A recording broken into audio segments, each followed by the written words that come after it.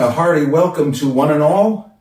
We've arrived at episode 53 of the Confessions of a Not So Dangerous Mind podcast. Thank you once again for joining me on this late Thursday afternoon here in New York. If you're checking this out on the YouTube channel and haven't done so already and enjoy the content, don't forget to click like, subscribe, flip on those notifications. Or if you're catching this in the audio version, like on Spotify, iTunes, iHeartRadio, Google Podcasts, please don't forget to click like, subscribe, and turn on those notifications. So of all the movies represented behind me and in front of me, horror film episode, best documentary I've ever seen episode, Star Wars episode, me growing up playing cards. The one movie that I have yet to speak of in any length, not even sure if I've mentioned it other than to point out the poster, is this one right here. David Lynch's, to me, unquestionable, undisputed masterpiece. The 1986 film, Blue Velvet, which is on a very short list of movies that not only am I comfortable recommending in general, but that people who see it, whether they love it, whether they despise it, you're usually not going to be in between very much.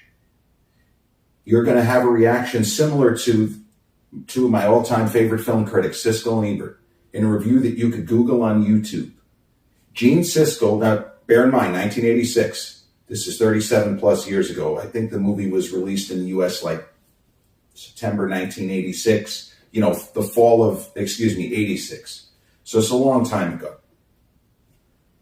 Gene Siskel was riveted, mesmerized. He thought it was one of the best movies of its kind, like complete mindfuck, what the hell is going on here kind of thriller, since Psycho. Now, the really sick part, especially for Gen Xers and some younger boomers, Psycho was closer to 1986 than 1986 is to 2024. That is fucking absurd, but it's a historical, chronological reality now. So Gene Siskel, who I adored, and to me was a tougher critic than Roger Ebert. He gave thumbs down way more than Roger Ebert. Although Ebert was more fun when he really hated a movie, Siskel gave thumbs down more. I guarantee you, if they went through all the reviews, I'm sure it exists somewhere on the internet, I'd be very confident in saying Siskel gave thumbs down more than his partner, Roger Ebert. But Siskel loved Blue Velvet. Not a fun movie. It wasn't, snacking on popcorn and drinking Coke and having a great time. But he was mesmerized from first frame to last. And he left the theater believing he had seen a great film. Roger Ebert walked out of the theater enraged. He was angry. He knew, and he had been a fan of previous films of David Lynch, The Elephant Man and Blood Simple. Blood Simple is one of the movies in Roger Ebert's famed Stanton Walsh rule, his glossary of unofficial movie terms, which held that no movie featuring either Harry Dean Stanton or M. Emmett Walsh could be altogether bad, just by virtue of those guys who he loved being in it. And M. Emmett Walsh has a pretty good role in the Coen brothers, one of their early works, of course, Blood Simple. So Roger Ebert walked out of Blue Velvet enraged. He was angry. He felt betrayed. But he liked David Lynch. Much as, as we say, we go through the career of the movie reviewing of Ebert and Siskel for the Coen brothers. And they both loved Fargo. Neither one gave thumbs up to The Big Lebowski. And that to me is incredible. So what I'm trying to say is they're not haters. Roger did not have an issue with David Lynch in general. This was not Pauline Kael just randomly shredding every Clint Eastwood film for 30 years, or Rex Reed for 20 years until suddenly, getting religion and realizing, geez, I think I was wrong about Clint. Sorry. Ebert had been a fan of other films by David Lynch. But he left Blue Velvet wrung out, unhappy, and thinking it was one of the worst movies of the year. Not because it didn't have an interesting story, but he was insistent on the fact that Lynch did not play fair with his actors and Isabella Rossellini in particular. I can't really explain what he was talking about without giving away a pretty big part of the movie.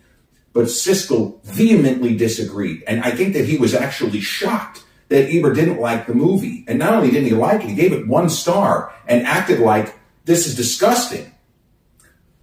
That's neither here nor there. That's part of the backstory, which is that Blue Velvet is a very polarized kind of film in terms of people reacting to it. More people have it hit the masterpiece button than this is a piece of shit. What the fuck is wrong with you? You recommended this? Now I know all I need to know about you. Like, that kind of thing. Because I've read on message boards that people who recommend Taxi Driver are suspicious. Bullshit. Now, if somebody who recommends Taxi Driver says, I look up to Travis Bickle, I idolize Travis Bickle, okay. But as a blanket statement, if somebody says that Taxi Driver is one of their favorite movies, I don't think that you can form a judgment on their character. Nor do I think you can form a judgment on another person's character if they tell you that Blue Velvet, as I will say, is one of the greatest movies ever made. It is that good. It is that distinctive and different and memorable. It is an experience. And it's an experience similar to Taxi Driver, where despite it not being a happy, sunny, great old time at the movies, I can always sit down and watch it. Now, to be fair, there are plenty of other movies on that kind of unofficial list of films I can always watch that are uplifting, that are spirit-raising. Spoiler alert. Chariots of Fire, although not a conventional, like Rocky underdog kind of narrative, that is a movie that never fails to lift my spirits, never fails to make me tear up at the end. Blue Velvet, Taxi Driver are 2 other movies that I can always watch just because they're so well made. And Blue Velvet in particular, as a later movie, not a kind of it's a dirty movie in different ways, but it doesn't have the dirty feel like surface dirt and grime of Taxi Driver, which is kind of the point. Blue Velvet shows you the shiny veneer of polite society, white picket fence, white person, Americana. And then it proceeds to show you that that is bullshit. That's just a veneer. That's not how this really is. And so if somebody said, okay, well, the poster is interesting. It looks like Trey from Sex and the City is about to get it on with, kind of looks like Ingrid Bergman, but it can't be Ingrid Bergman. Well, it's Ingrid Bergman's daughter, the great Isabella Rossellini, who delivered one of my favorite lines in an otherwise terrible movie, Death Becomes Her. I know a lot of people like it. Bob Zemeckis, I'm a huge fan. And Meryl Streep is hilarious. Goldie, Bruce Willis, I hated him in that film. She plays the, it's about 6 years later, Isabella plays was she like an enchantress or something? She convinces Meryl and Goldie to take this potion or whatever it was. And they keep asking, are you sure it's safe? You sure it's safe? You sure it's safe? All this kind of shit. And then after they've taken it, Isabella goes, now a warning. And Meryl Streep, as only Meryl Streep can sell something as idiotic as this, Meryl goes, now a warning? The only good moment in that otherwise not good movie. But, so if you ask me, because just based on the poster, it looks like a little lurid, a lot of maybe sexual activity going on in this film. It is lurid, and there is a lot of sexual activity going on in this film. But to classify it by genre, mystery, crime, romance, perversion, disgusting behavior, drug abuse, addiction, maybe not recovery, kidnapping, murder, mayhem, cerebral events, Boy trying to make good because his father is down. Falls in love with the perfect girl. Needs to impress her father. That's going to be a little rough. And at the center of all of this is a human tornado. A horror show of a man named Frank Booth, played by one of the greats, Dennis Hopper. You know, if you don't know the name offhand, he was a villain in Speed. He was also the villain in Waterworld. Waterworld wasn't that good. But he's the guy who is basically barking at Keanu Reeves for the entire running time of Speed. You know, do not attempt to grow a brain. Dennis Hopper was great in a lot of movies. Easy Rider, back in the 60s. Apocalypse Now. He's got some great scenes with Brando. And he was fucked up when that movie was made. They all were. Francis Coppola talked about how he pretty much lost his marbles in the jungle trying to, get that movie made. And what a difficult shoot that was. That was just a nightmare through and through. Not the Stanley Kubrick version of a nightmare where he's doing 300 takes of a scene that's 3 seconds and he might not even use in the final cut. But a lot of stuff went wrong for Coppola. Brando showing up overweight, Martin Sheen having a heart attack, the first actor, Harvey Keitel, there were issues there. Not good. But Dennis Hopper freely admitted he was on James Lipton right around the time of Speed. Lipton had him on inside the actor's studio, and he talked about how he was doing every drug in the book during the movie. Apocalypse Now we're talking about. But the character he plays in Blue Velvet is fucked up on a lot of different things. And do you know anybody who carries around gas? Just carries it around. You and I were just imagine, we're having a conversation. We're talking movies. We could be talking about anything.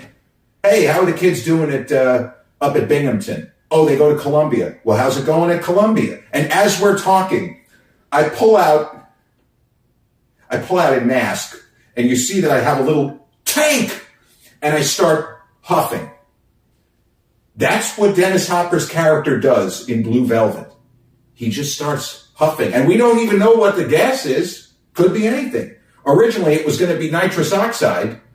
And they said, they had a thing where his voice was going to be distorted and it was going to sound, like he's 3-4 years old. No. We want to keep the menace to the character. So it's a mystery involving a very messed up lounge singer. That's the Isabella Rossellini character, who seems to be under some kind of hold of this horrible, I guess he's like a crime boss, but he's a very twisted and sick crime boss. Like, this is not a Don Corleone level crime boss or, Gambino, or if you're talking about Goodfellas, Paulie Cicero. This is a very fucked up, sick, twisted individual. Frank Booth, the character that Dennis Hopper plays in the movie. And Kyle MacLachlan, again, many years, a decade and a half before playing Trey in Sex and the City. And you still see him in movies and TV. He was on the Twin Peaks revival. He's terrific. Whatever he does, he's good at, whether you want comedy or drama. He's just a really talented guy. He plays a college kid who comes home, visit family, after his father we think he's had a stroke. I assume that he's had a stroke. And he has to take over. The father has like a general store, like a hardware store, and he's doing that, and he connects with Laura Dern, who's very young. She's about 18 at the time. She's a senior in high school. He's, I want to say, in his second year of college. Like, they know each other because it's kind of a small white picket fence, white people neighborhood. And they know each other, and he is walking around in a field after seeing his father not doing so well, and he sees a human ear in the field. A human ear in the field. It's just hanging out there. Not normally what you would see. So that kickstarts this crazy, multi-leveled, layered mystery where you have this kid, two kids really, who are in way over their head. Laura's father in the movie is one of the top guys in the local police department. So that's how you kind of bring her into the story without making it seem forced that, I need to talk to Detective Williams, and he has this he has this ear. It's like, what the fuck is going on? So he gets enough information from Laura as the daughter of this detective in town to kind of start his own investigation to figure out what the hell is going on. Why is there an ear laying in a field? Who does it belong to? I mean, it's got to belong to somebody, right? And he gets deeper and deeper involved. And he's got no training. He's just basically a Hardy Boys level mystery solver, where most of those mysteries were sweet mysteries. They weren't mysteries that involved murder and sadomasochism and torture. So the way the movie plays out, and it's so beautifully shot, it's so gorgeously lensed by David Lynch. And this is the thing, I love Roger Ebert, as I've talked about before. He's my favorite film critic. You know, I was very sad when he got sick and he never got better. He had cancer, like mouth and jaw cancer. He didn't really even smoke, maybe when he was younger, but he was not known as a heavy smoker. He was a guy who had a weight problem. And then later in life, when he got into his 50s, he started to exercise and take his partner. Gene Siskel was a runner. Gene Siskel always looked older than his real age, but Siskel was always fit. He just looked like a big exercise person. So Ebert lost a ton of weight, macrobiotic diet, starting to eat fruit instead of popcorn at the movies. People kind of made fun of him, but he did it. And then he got cancer, which ultimately killed him. And it's tragic. He wasn't that old when he died. He was, pushing 70. But it's always disturbed and bothered me that Ebert hated this movie so vehemently. And I don't think he ever turned his opinion around. He probably didn't want to sit through it again. There are certain movies that he gave a terrible rating for, or not a good enough rating for, that he later came around on. Unforgiven. He and Siskel argued about Unforgiven. Now, neither one realized, I really shouldn't say it this way, but sometimes the critical masses are in lockstep. And I feel like neither one of them knew what this movie was going to end up being. And Siskel liked a lot of it, but he had problems with the story, and he actually gave it a thumbs down. And Gene Siskel was a Clint Eastwood fan, as was Roger Ebert. I mean, most people were. He really liked Clint as a director. He gave the film a thumbs down. Roger Ebert had issues with the movie, but he gave it a thumbs up. And he was angry with Siskel. He said, Gene, you can't deny the craftsmanship and the quality and the performances. Are you going to tell me that you didn't think that Hackman's performance alone, the fact that Clint did something different, that he's letting himself appear old and beaten up here? So they argued about it. Point is, Ebert gave Unforgiven a thumbs up, Siskel thumbs down. But then Ebert revisited the movie later and said, I fucked up. Forget Gene. He really messed up. But this is a masterpiece. So he amended his review to 4 stars. He had been going through a lot of stuff. He'd gotten married. He hadn't focused enough. He said, I wasn't paying close enough attention, and I almost let Gene sway me. Dirty Dancing was another movie. Ebert originally gave 1 star. He kind of came around on that. But one movie, one iconic, famous movie, which I will argue and go down on the hill is one of the greatest movies ever made. Also, A Clockwork Orange. Roger did not ever like that movie. And when I met him, a great night, he spoke at, I forgot the name of the school, but it was near the 92nd Street Y. And my aunt took me to a book signing, Roger's book. I hated this movie. Fucking hilarious. It was a collection of all of his 1-star and 0-star reviews. Man, he was so funny. So he spoke for about an hour, and he was so good. He was so engaging. This was years before he got sick. He was about, in his late 50s at the time. He looked great. And he spoke and took questions. And I had my hand up, but he didn't call on me. But somebody said, and they brought up other movies he didn't really like. Somebody brought up one that I would have, which was The Natural with Robert Redford. They said, I don't know which movie you saw, but that's one of the greatest movies ever made.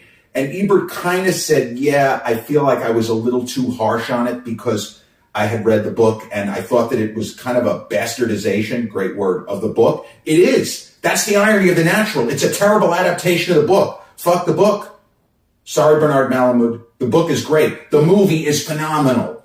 Anyway, somebody said, Roger, I've seen A Clockwork Orange 3 times. Everyone in my circle tells me it's a masterpiece. I don't get it. I don't understand.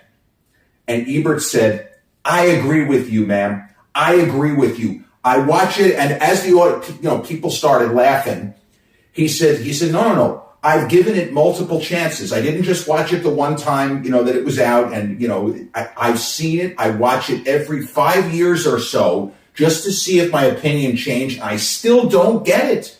I don't get the movie that everybody says is a masterpiece. So that kind of brought the house down. I guess people agreed with him. But the point is, it bothers me that Ebert didn't come around on Blue Velvet, at least to my knowledge. Other critics were rapturous in their praise, and it won a lot of awards. And not that it matters what Woody Allen says, but Woody had Hannah and Her Sisters that year, which got a ton of Oscar buzz, and it won a few awards. Diane Weiss for supporting. I think Woody might have won for screenplay. I'm not sure. But the point is, Woody was another guy. Like I mentioned, how Sean Penn wasn't and isn't known for just throwing out bouquets of praise to people. And Sean Penn had gone out of his way to talk about Paul Giamatti's performance in American Splendor, the year that Penn won Best Actor for Clint Eastwood's Mystic River. Tim Robbins, his co-star, won Supporting Actor.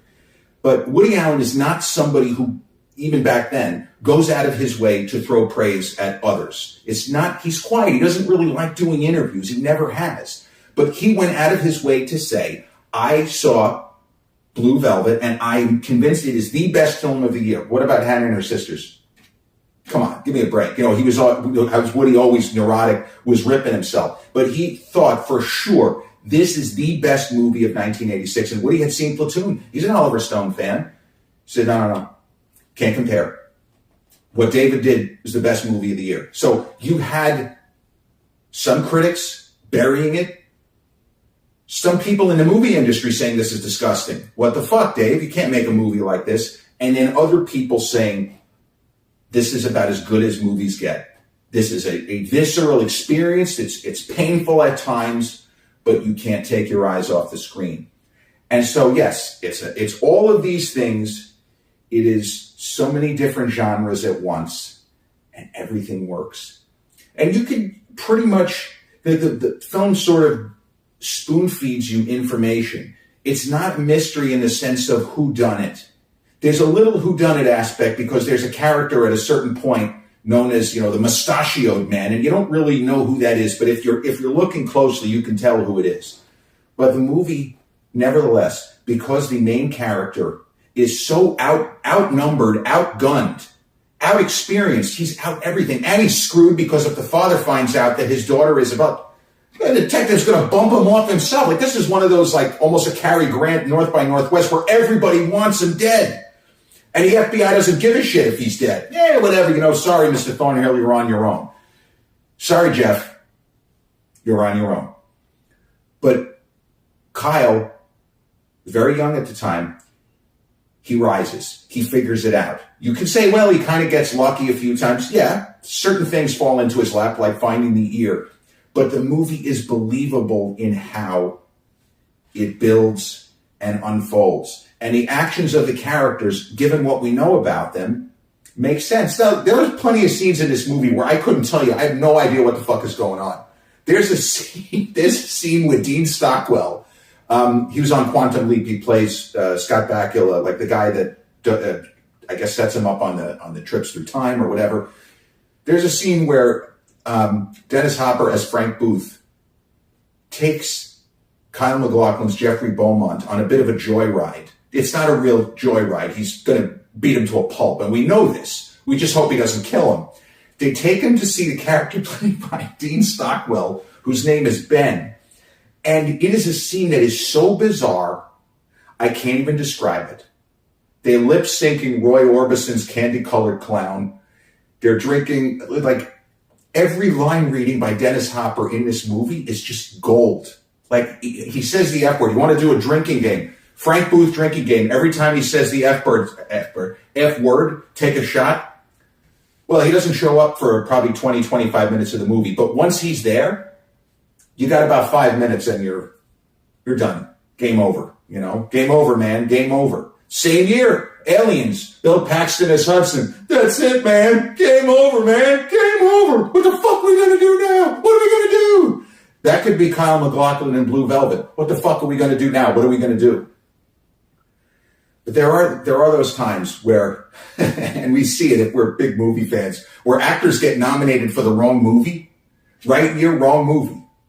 You know, I remember Holly Hunter got nominated twice. 1993, she won Best Actress for The Piano. She was also nominated for The Firm. It was very weird because her character was not really that important. It was a bit of a throwaway. Now, Dennis Hopper, not in the poster, was nominated for Best Supporting Actor, for movies released in 1986.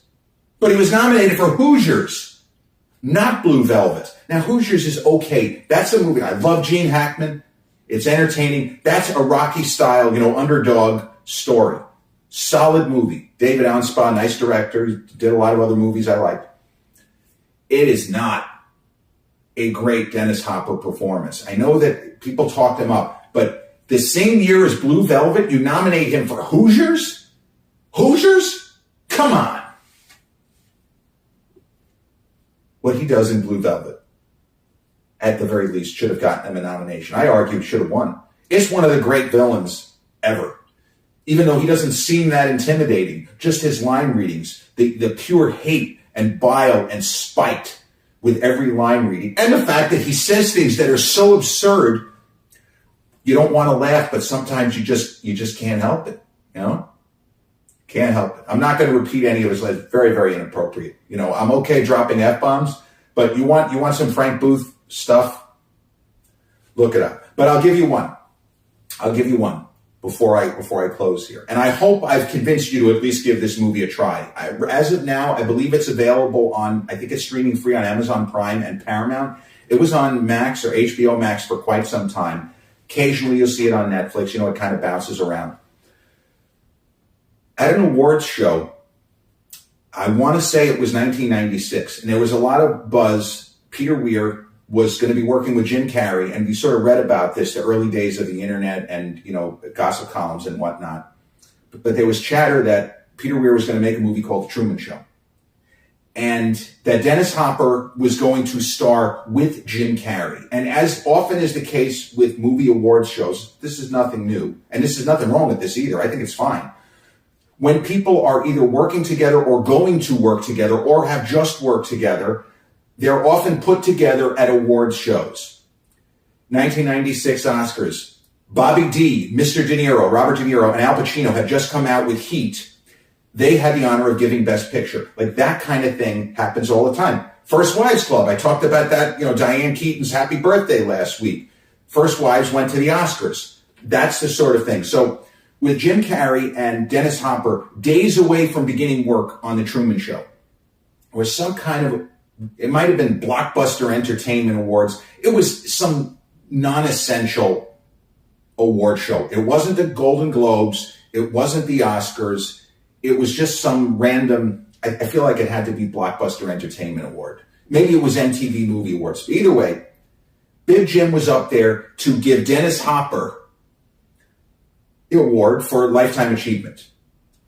And he goes up there and he says, this is one of my favorite actors and we're supposed to start shooting. I can't wait. Truman Show. He goes into this stuff and he introduces Dennis Hopper. The place goes crazy. And he has the award in his hand and he gives it to Dennis Hopper. And when Dennis Hopper reaches his hand out to shake, Jim Carrey goes, "Don't you fucking look at me!" And the place goes fucking crazy. And I hadn't seen Blue Velvet in so long at that point. I feel like I hadn't seen it in a decade already. It didn't click. That's one of probably Dennis Hopper's most famous lines in Blue Velvet is what Jim Carrey just said. And then when Hopper's laughing, Jim Carrey again repeats, "Don't you fucking look at me." So, upshot. They started shooting Truman Show, and within a week, there were issues between Dennis Hopper apparently, and director Peter Weir. He dropped out. Ed Harris came in, and as much as I love Dennis Hopper, I think the movie was better for having Ed Harris as Kristoff. But that's a story for another day. We've reached the end. The Blue Velvet episode 53 of the Confessions of a Not So Dangerous Mind podcast. I want to thank you all so much once again for joining me. And if you're checking out episode 53 on the YouTube channel, don't forget to click like, subscribe, and turn on those notifications. I'll be back with episode 54, the Goose Gossage episode. Just kidding. That was his uniform number. Real soon. Take care. Peace out.